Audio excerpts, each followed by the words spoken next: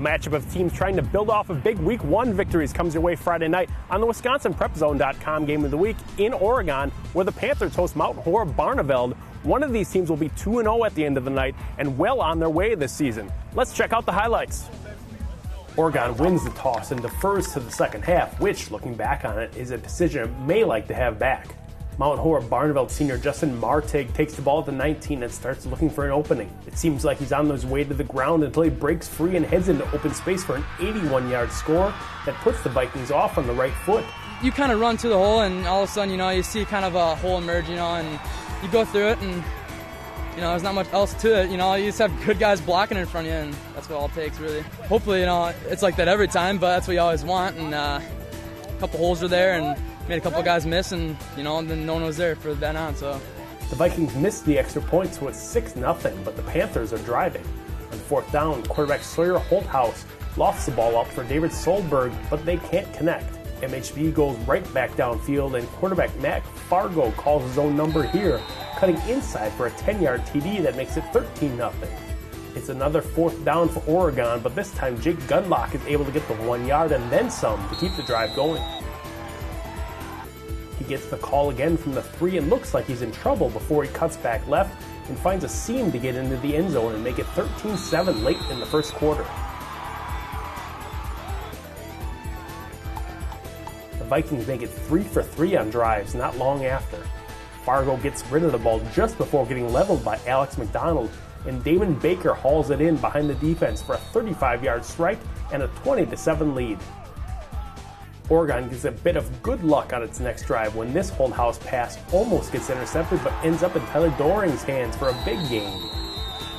The Panthers get to the Vikings too, but that's where the big play takes place.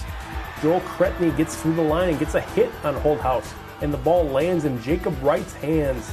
We had a pinch blitz on, and I just knew I had to do my job. Then I just saw Joel hit the quarterback, which is awesome. Then I just saw the ball pop up, and I was like, sweet.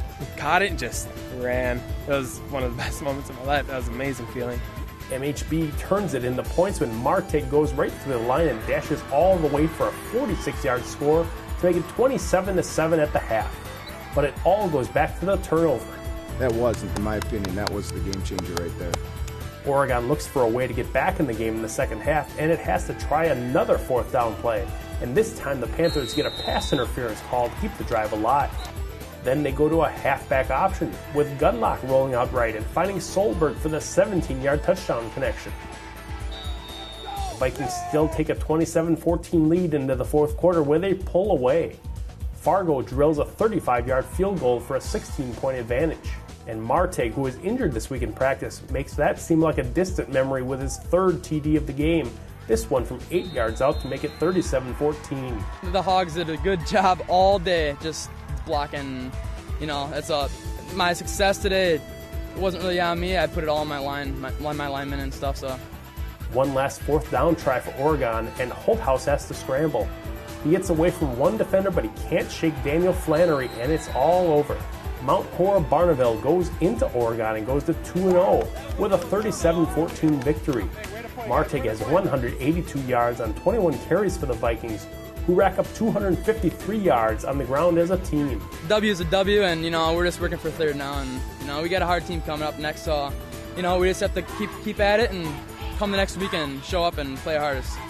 We just couldn't stop them. We had some guys that were new in the positions at linebacker and so forth that kind of hurt a little bit. We didn't step it up there, so we just couldn't do that. We can't have those mistakes. A team like that.